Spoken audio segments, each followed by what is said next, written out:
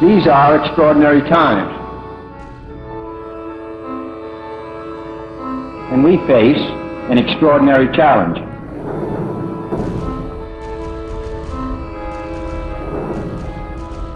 Our strength as well as our convictions have imposed upon this nation the role of leader in freedom's cause. Now going on around the world between freedom and tyranny.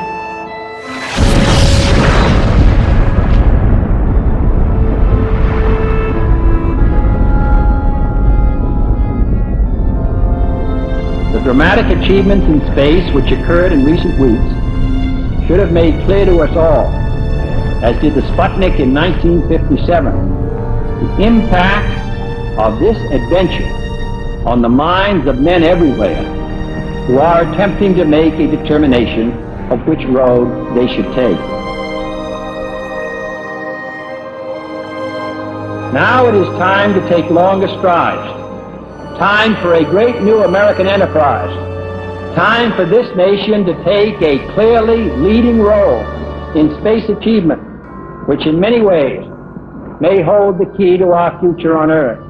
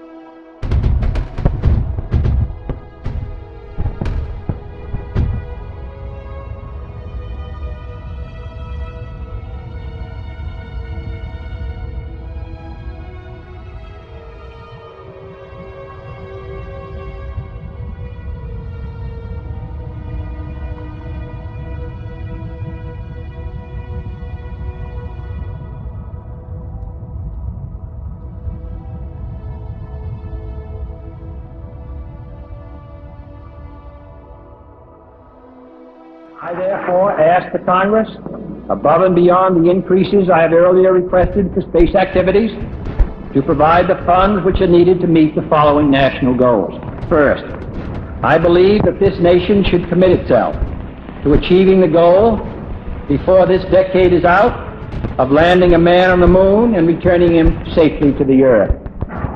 No single space project in this period will be more impressive to mankind or more important for the long-range exploration of space.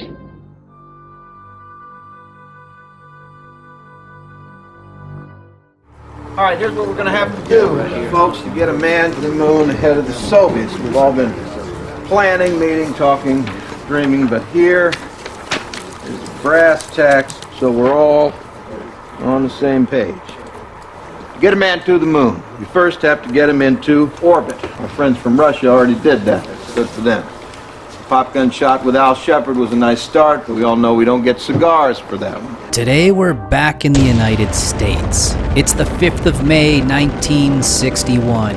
We're at Cape Canaveral at Launch Complex number 5, and sitting atop the Freedom 7 is Alan B. Shepard. The Mercury flights coming up will get us into orbit long enough for us to figure out how to stay up there for a bit. We do that, we have objective number 1 made. John H. Glenn Jr. is taking off to head into space and be the first American in orbit. EVA, spacewalk, objective number 2. Once in orbit, get out of the spacecraft, go for a walk, see if we can build a suit to protect the man outside, see if he can maneuver, see if he can get back in. We need this for emergencies, of course, but we ain't going to the moon to sit inside and take pictures. We're going to walk around up there, and we'll need the equipment to allow a man to do that. Ed White started his mission to highlight the first US EVA. They depressurized the entire cabin, and then after getting the stuck hatch unstuck, opened it, and White floated out. Rendezvous, 2 spacecraft meeting up in orbit. You want to have fun? Come over to my house. You stand in the backyard, I'll stand in the front yard. You throw a tennis ball over my roof. I'll try to hit it with a rock as it comes sailing over. That's what we're going to have to do. 2 spacecraft flying at 5 miles a second, hundreds of miles up with the communication system spread all over the over the world like so many trading stamps, then we're going to have to dock, join up, develop the specs and hardware for 2 spacecraft at first rendezvous, then to come together all safe and stable. Time to launch Gemini 8 with Neil Armstrong and David Scott on board. Okay, Gemini 8, we have TM solid. You're looking good on the ground. Go ahead and dock. Flight, we are down. Objective 5, long-duration space flight. Take 2 weeks to fly to the moon and back. What is being in zero-G that long going to do to the human body? Will the crew's hearts stop beating? Will they be able to take a crap without fouling up the flight controls? I'm betting they can. Still, we need to prove it. We need to prove them all proficiently, over and over again. We have to get so good at it that we bet the lives of our crews without flinching. We get them up there. We accomplish the mission objectives, and we get them back home every time. Go ahead, Houston, this is Apollo 8. Very complete. We've got it. Apollo 8 now in lunar orbit. There's a chair in this room. This is Apollo Control. Houston,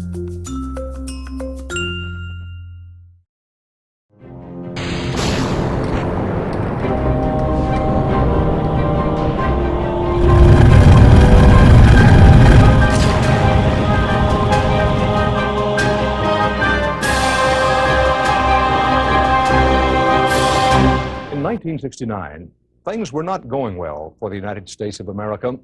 The nation's pain persisted in the seemingly endless disaster of Vietnam, and on the campuses of great universities, and in the streets of major cities. The generation gap was as wide as ever, and inflation seemed to be on an uncontrollable spiral upward. The nation needed something good to happen to it. It got something great. The 6-minute mark in our countdown for Apollo 11. Now 5 minutes, 52 seconds and counting. We're on time at the present time for our planned liftoff of 32 minutes past the hour. Spacecraft test conductor Skip Chauvin now has completed the status check of his personnel in the control room. All report they are go for the mission, and this has been reported to the test supervisor, Bill Schick. The test supervisor now going through some status checks. Launch Operations Manager Paul Downey reports go for launch. Launch Director Rocco Petrone now gives a go for 5 minutes, 20 seconds and counting. Coming up shortly, that swing arm up at the spacecraft level will come back to its fully retracted position. This should occur at the 5-minute mark in the count. In the meantime, the lunar module telemetry has been powered down. We took a good look at Eagle, and it looks good.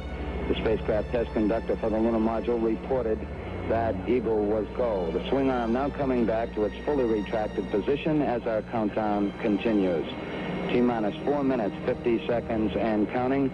Skip Chauvin informing the astronauts that the swing arm now coming back. The astronauts will have a few more reports coming up in the countdown.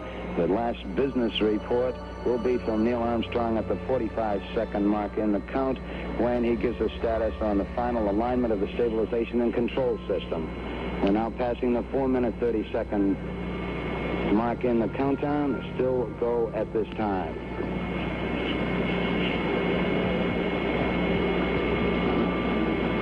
4 minutes, 15 seconds. The test supervisor now has informed launch vehicle test conductor Norm Carlson you are go for launch. From this time down, Carlson handles the countdown as the launch vehicle begins to build up. We're now hitting the 4-minute mark. 4 minutes and counting. We are go for Apollo 11. We'll go on an automatic sequence starting at 3 minutes and 7 seconds.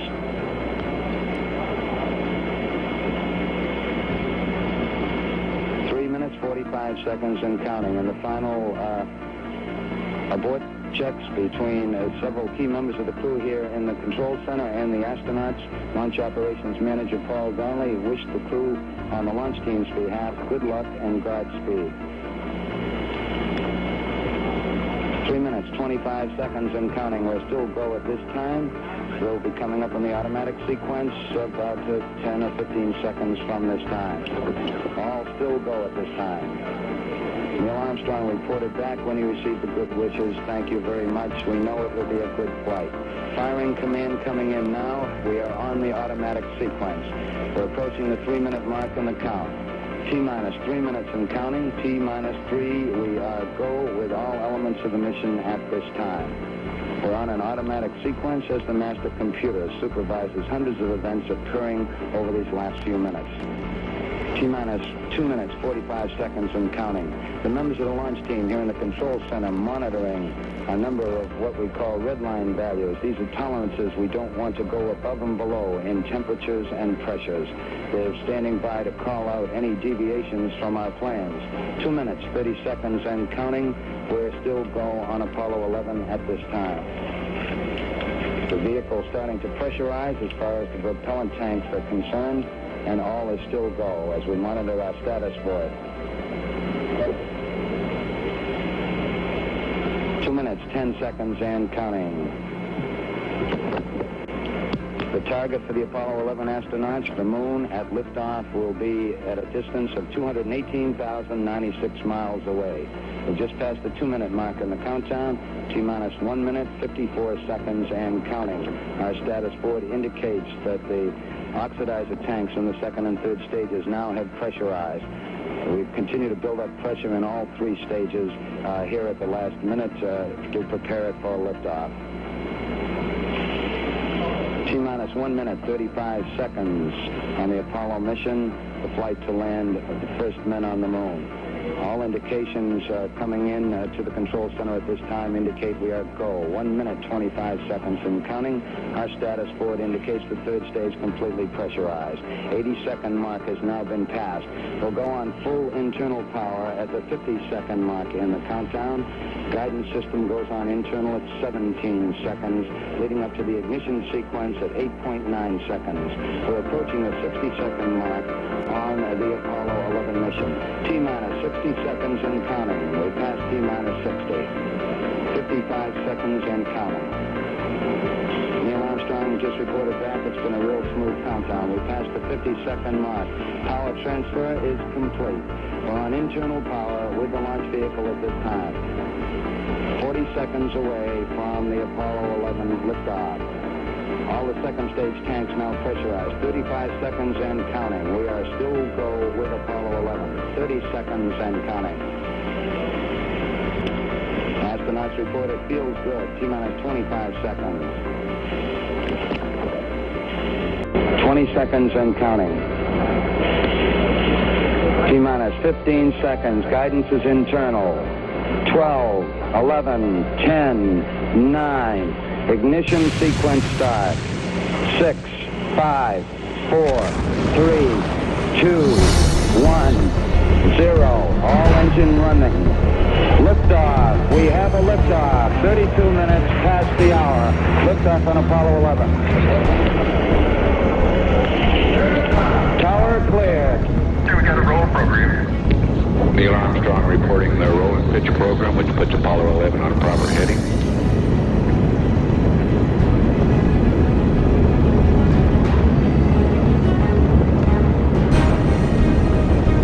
Plus 30 seconds.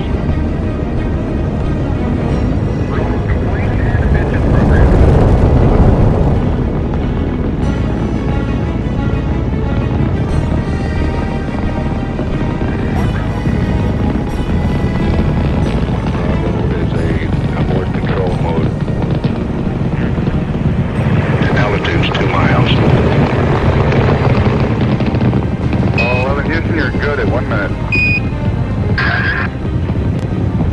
Downrange 1 mile, altitude 3-4 miles now. Velocity 2,195 feet per second.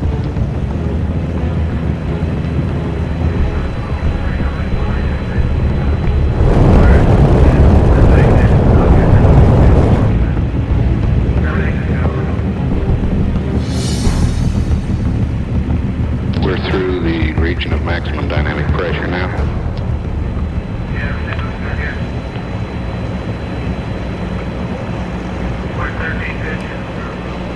Set 8 miles downrange, 12 miles high. Velocity 4,000 feet per second. Stand by for Mode 1 Charlie. Mark, Mode 1 Charlie. 1 Charlie. Cliff Charlesworth taking a staging status. This is Houston, you are go for staging.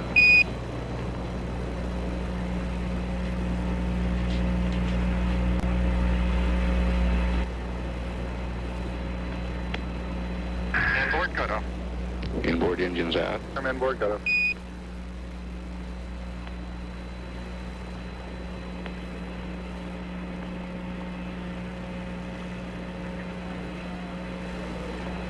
Downrange 35 miles, 30 miles high. Standing by for the outboard engine cut down now.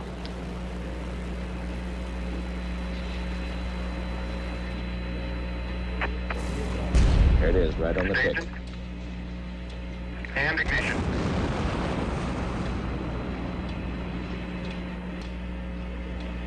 We got skirt step. Roger, we confirm skirt step. Tower's gone. Roger, tower. Neil Armstrong confirming both the engine skirt separation and the launch escape tower separation. Houston, be advised the visual is go today. This is Houston, roger out. Yeah, they finally gave me a window to look at.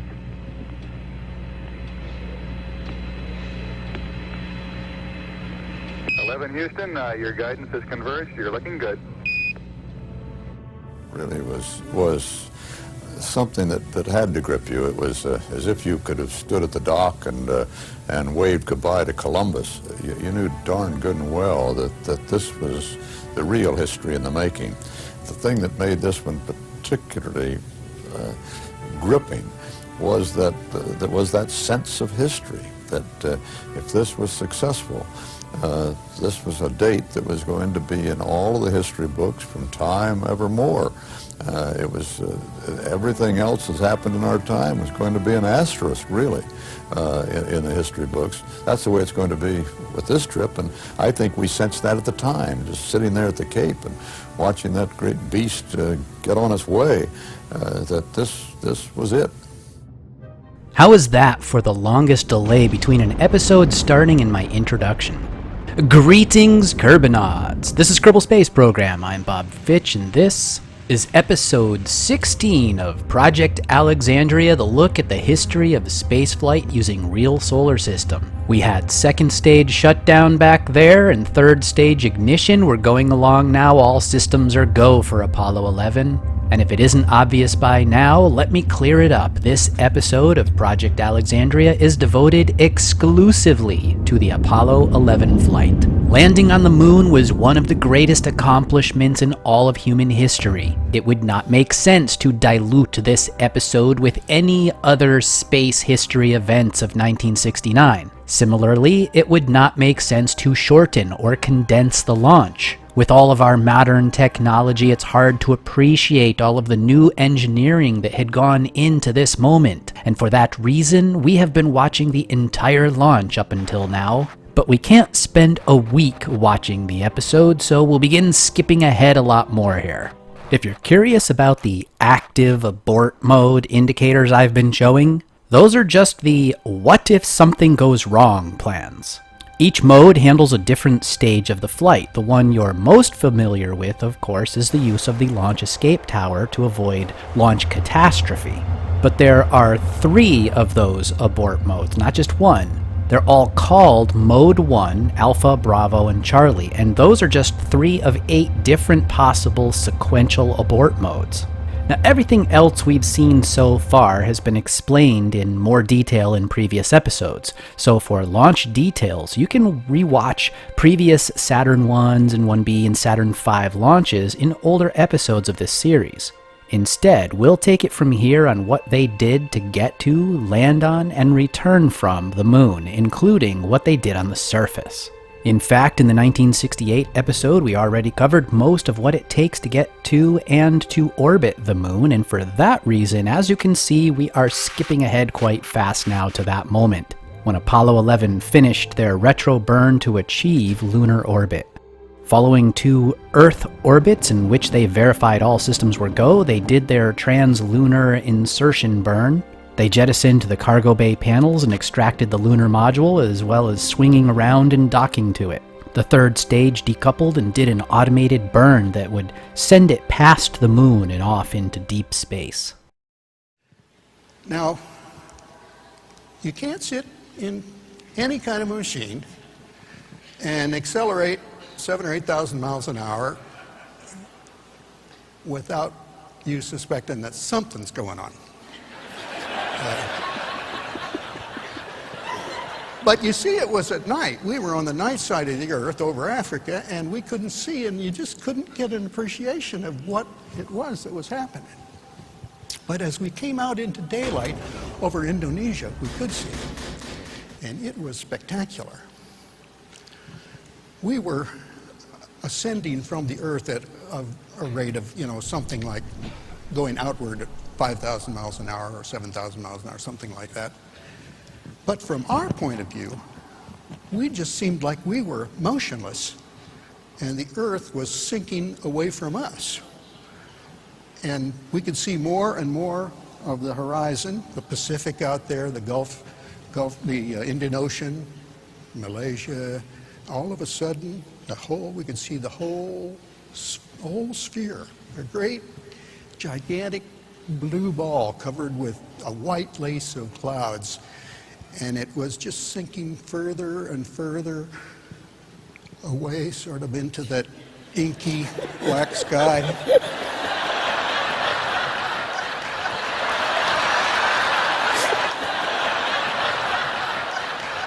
Well, I said to myself,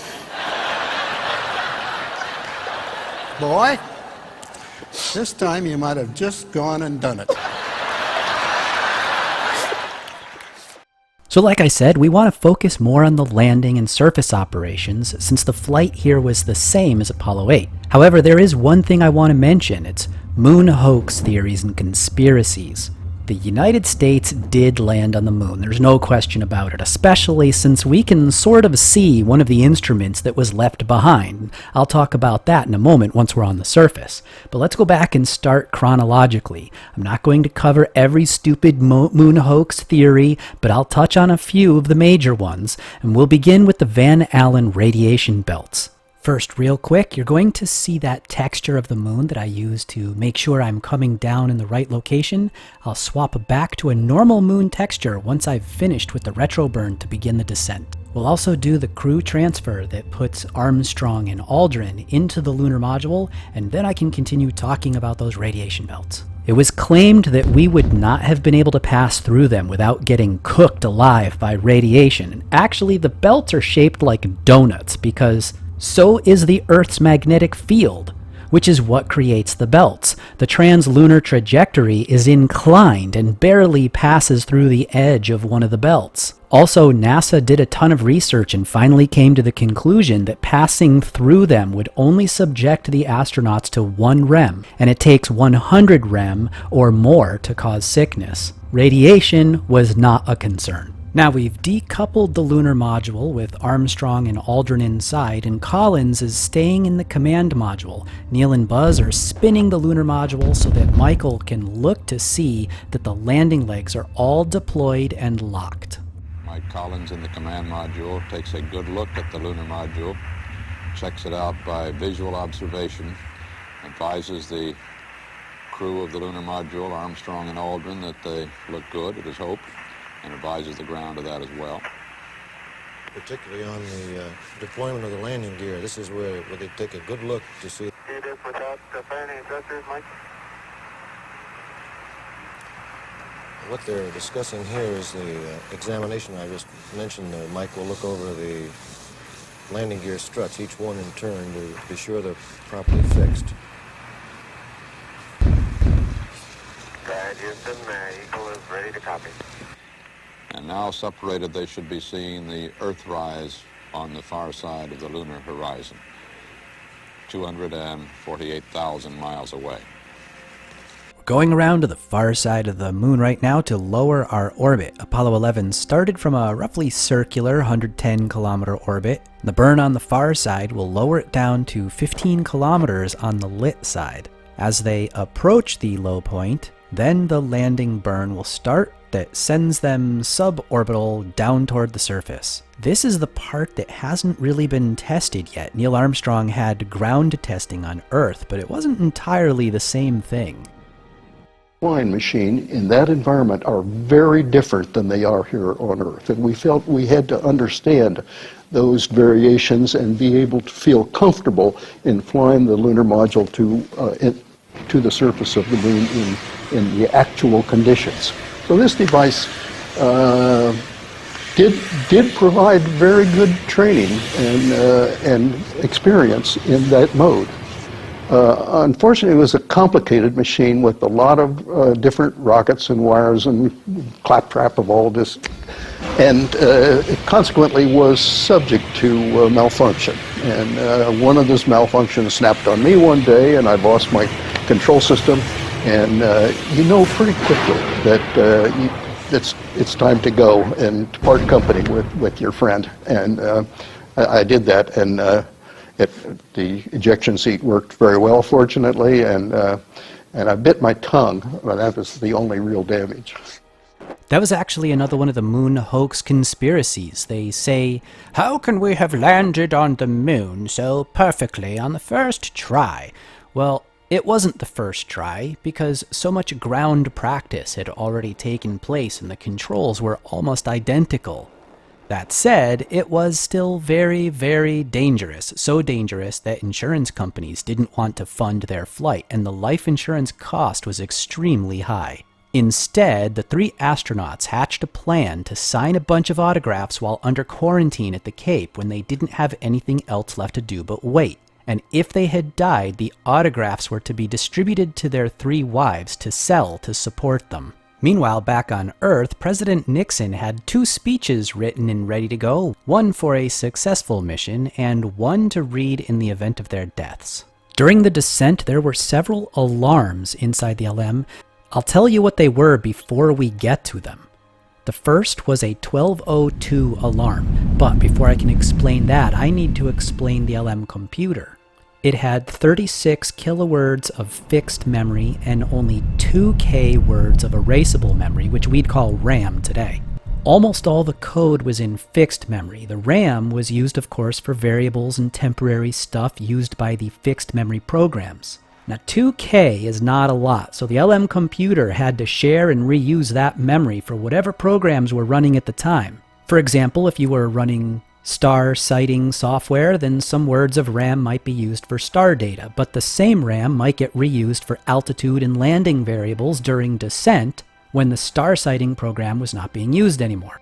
There were 7 small blocks of RAM called core sets that programs were assigned when they ran, and an additional 5 larger blocks of RAM were optional.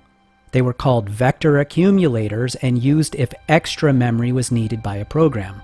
These blocks were automatically allocated by the operating system whenever a program was started. Okay, so the 1202 alarm meant that a program was trying to start while all the core sets were already in use. That should never happen because they never needed to run more than the 7 programs at the same time. In this case, a radar switch was set wrong and the LM thought it was in rendezvous mode on its way back up to the command module in order to dock and go home. Maybe it was an accident, maybe it was on purpose so that they'd have it ready in case they needed to abort. In either case, this caused the rendezvous program to run, and without a core set available, a 1202 alarm was thrown the next time that Buzz tried to run an additional program. The result of an alarm like this was for the computer to basically reboot and restart all the important programs right where they had left off. NASA on the ground realized this and told them to continue with the mission. About 30 seconds after the 1202 alarm was another 1202 for the same reason. A 1201 alarm was thrown whenever a program needed to allocate one of those larger RAM blocks, but none were available. This happened 2 minutes after the second 1202 alarm, and once again the computer rebooted, which caused the erroneous program to get dropped, and everything could continue on. One more 1202 alarm happened, so 2 of them after the 1201, before touchdown, and in each case, the computer rebooted fine, they ignored it, and descent continued. We're close to landing, so let's talk about another moon hoax conspiracy. In this case, the landing itself, which kicked up dust but did not leave a crater under the engine, like the nutballs think there should have been. First of all, the LM was going sideways until the last seconds, so it did not hover over the landing site for very long. It also was throttled way down to only 30%.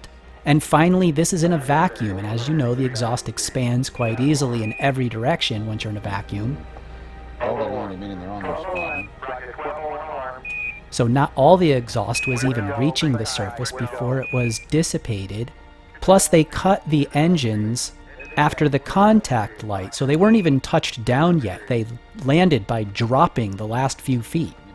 The LM legs were built to support that because they were like giant shock absorbers, and when they landed, they would impact and compress on purpose. Now, the ground itself is also used for a hoax theory. They say that the foot pads of the LM were not deep enough. Well, actually, by the time the LM reached the surface, it was a lot lighter since all the descent propellant had been used up. Given the size of the 4 pads it landed on, it was exerting about 90 pounds per square foot, and Armstrong himself was only exerting about 60 pounds per square foot just from his feet, and those only depressed about 1/4 of an inch once he stepped off of the LM ladder. He noted as he was getting down off the ladder that the LM had depressed only a couple inches into the soil, and so that makes sense for its weight at the time. So here's a cool fact. Michael Collins designed the Apollo 11 patch to have an olive branch in the eagle's mouth. They even made some commemorative coins that way, but then NASA decided the talons looked too aggressive. So they moved the branch from the beak to the talons instead, and that's what ended up on the mission patch. That was a cool fact, but here's a not so cool one, at least if you're an astronaut. The drinks the astronauts were provided contained excess bubbles, probably hydrogen bubbles, that caused their digestion to be gassy, so they were pretty much farting the entire trip, and the cabin always smelled like a mixture of wet dog and swamp gas. That's probably the least glamorous side of being able to say you landed on the moon. And now for a sad fact. The original landing footage that was pretty high quality was noticed to be missing in 2006. They had most likely been accidentally erased back in the 1980s and reused for something for like active satellite data. So today the landing footage is only the lower quality footage that had been broadcast back to TVs at the time. Well, I guess we'll just have to make our own landing footage right now.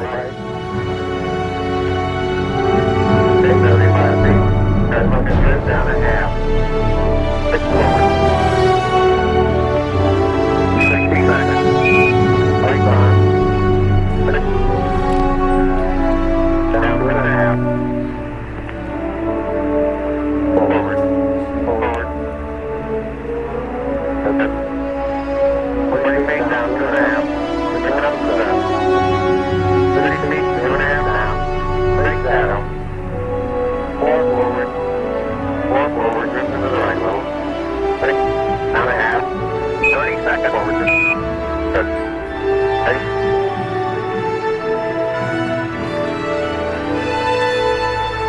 Contact light. Okay, engine stop. ACA and a descent. Post control, both auto, descent engine command override off. Engine arm on. 413 is in. Man on the moon. We copy you down, Eagle. Houston, Oh, jeez. Tranquility Base here. The Eagle has landed. Roger, Tranquility. We copy you on the ground. You got a bunch of guys about to turn blue. We're breathing again. Thanks a lot. Ooh. Oh, boy. Thank you. You're looking good here. Boy. Okay, we're going to be busy for a minute. Master Armand, take care of the descent. I'll get this stuff prepared. Wally, say something. I'm speechless. I'm just trying to hold on to my breath. That is really something. Very smooth touchdown. Kind of nice to be aboard on this one, isn't it? You know, we've been wondering what this guy Armstrong or Aldrin would say. He stepped foot on the moon, which comes a little bit later now. That's good. And just to hear them do it, we're left here absolutely with dry mouths and speechless. It looks like we're bending the exercise enough. Roger, Eagle, and you are safe for T1. Over. Eagle, you are safe for T1.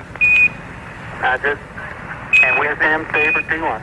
Roger, and we see you bending the T1 is a 4-minute long window where they could still abort and reach Collins up in the command module. See, they must be in a perfect position, upright. We've heard no complaints about their position. Just they a one- landed right. Just a little dust. Even that concern was erased. Wow. And there they sit on the moon.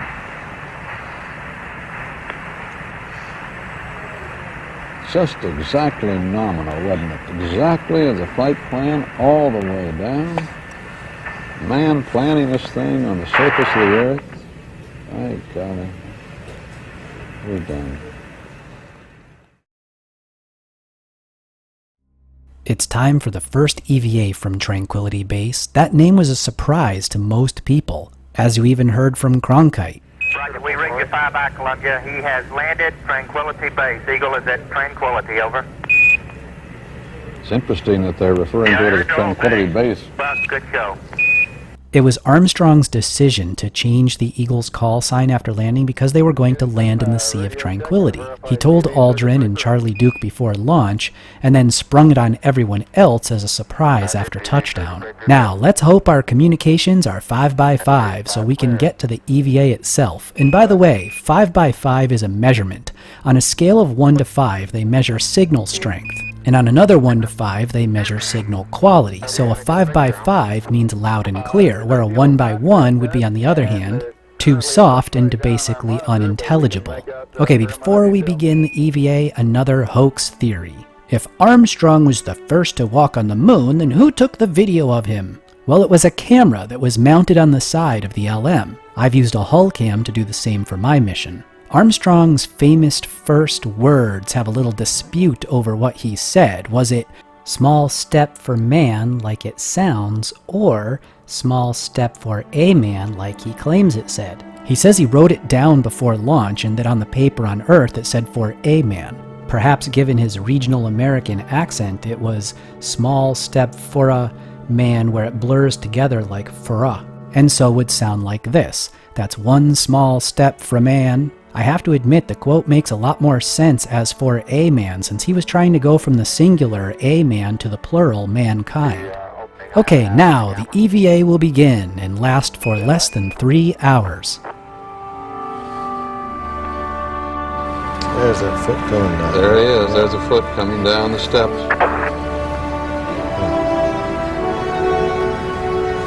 Okay, Neil, we can see you coming down the ladder now. Neil, we can see you coming.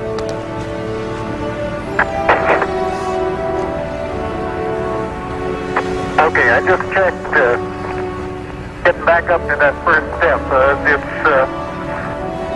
That isn't collapsed too far, but it's adequate to get back up. Roger, we copy. Pretty good little jump. So there's a foot on the moon, stepping down on the moon. If he's testing that first step, he must be stepping down on the moon at this point. 10. Buzz, this is Houston.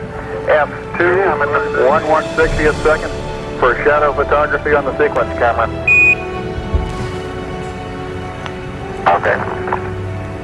I'm at the foot of the ladder. The LEM footpads are only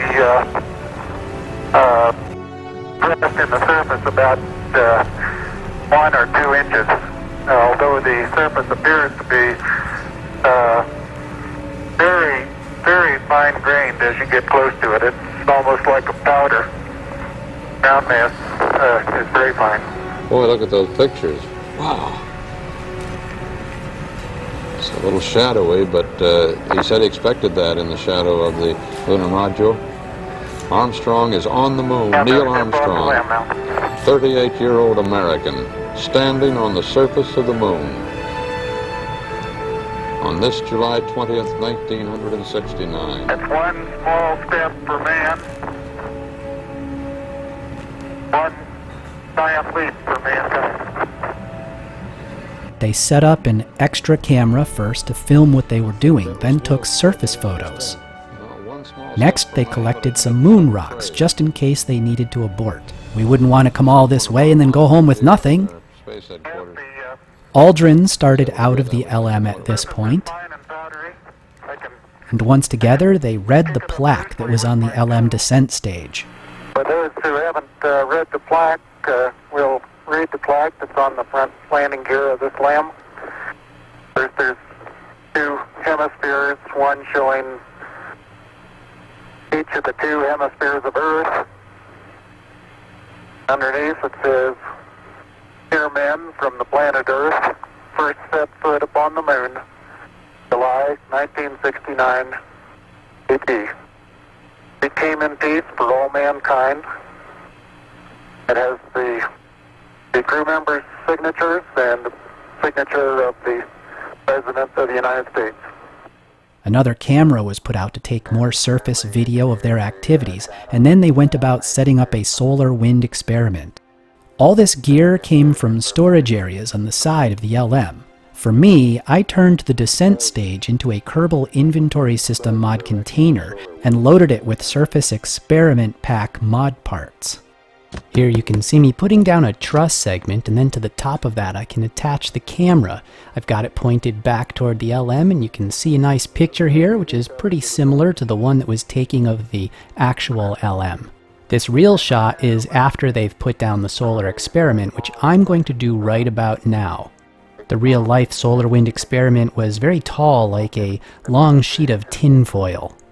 With the initial collections, camera deployments, and experiments out of the way, they took a moment to plant an American flag. The next experiment was walking, believe it or not.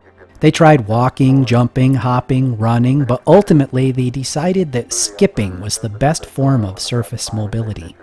They took a break to receive a call from the President of the United States, and then started collecting a lot more moon rocks. That would be an honor.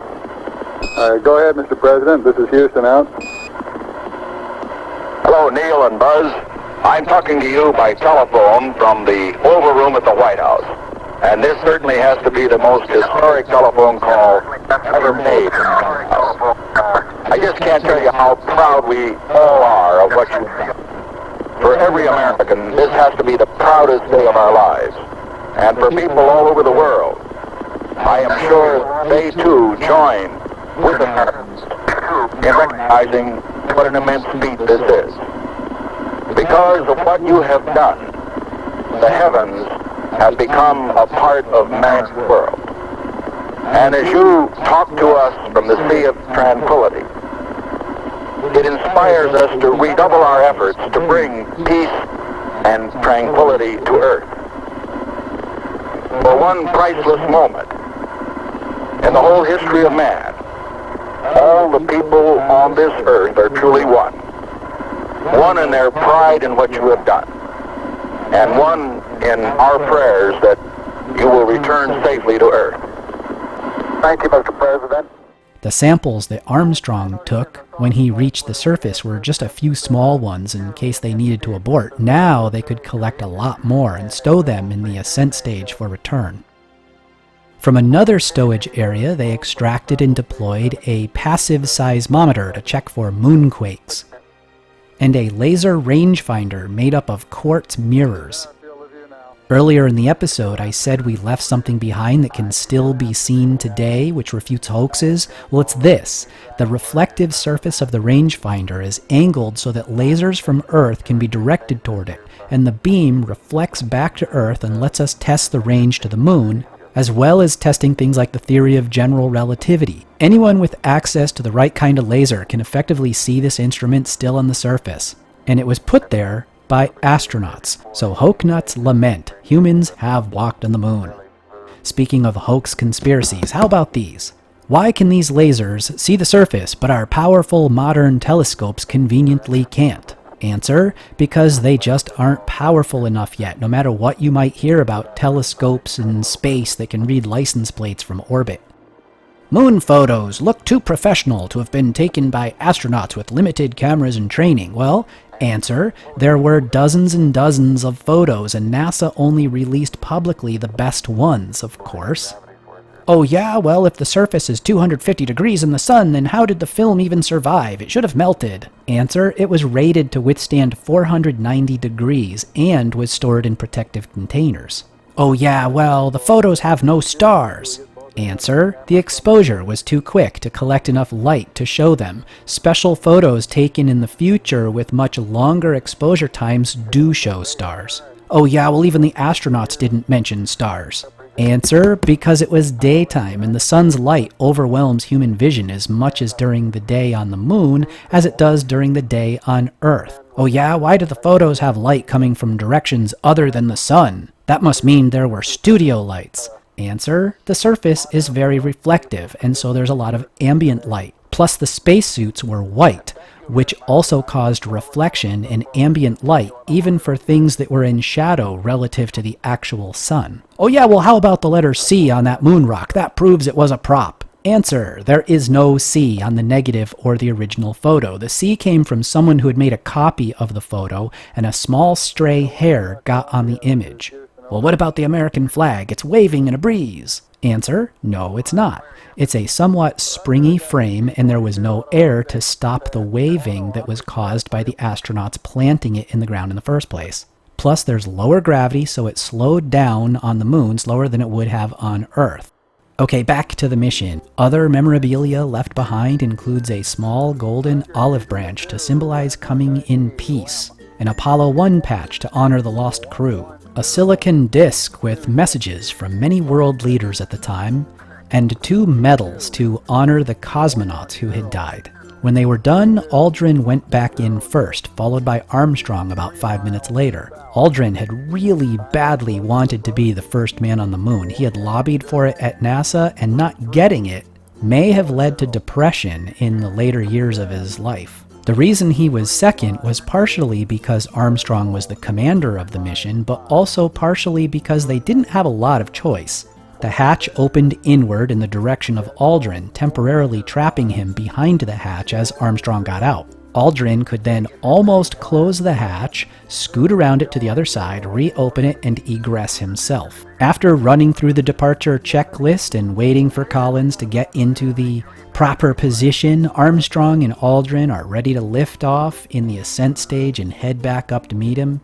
There's just one problem. The switch to activate the engine circuit is broken. They radioed the problem to NASA, who tried to figure out how to fix it while the astronauts rested. After taking off their suits, the astronauts reported that the moon had a smell, and not so good smell. It was like wet ashes and gunpowder. It was also composed of very fine dust that got on everything and in the air, and breathing it in irritated their lungs and made them cough a lot and gave them a sort of temporary asthma.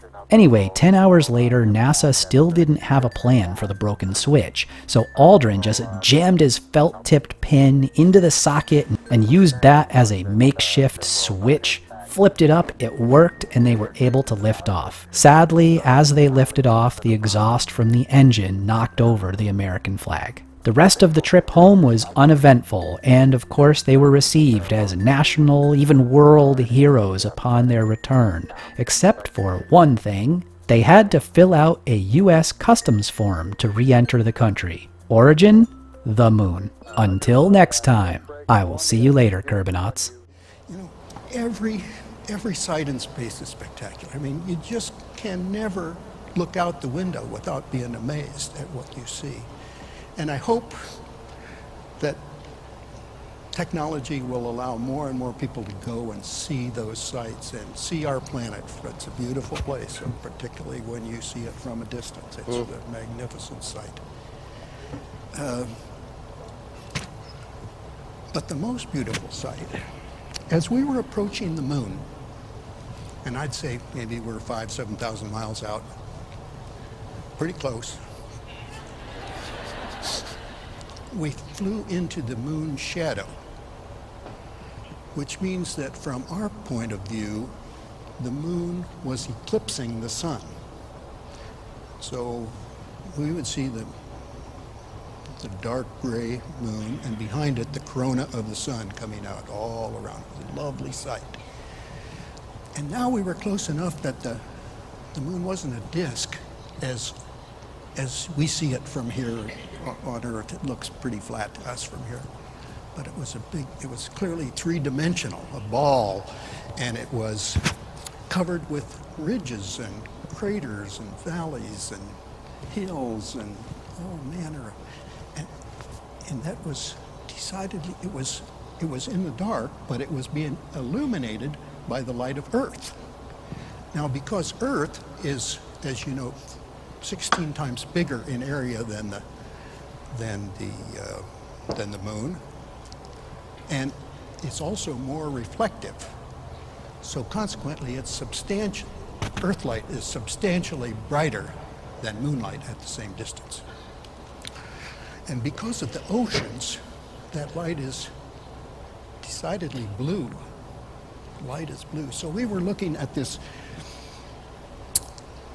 three-dimensional ball with all these valleys and ridges and craters and things. We're falling.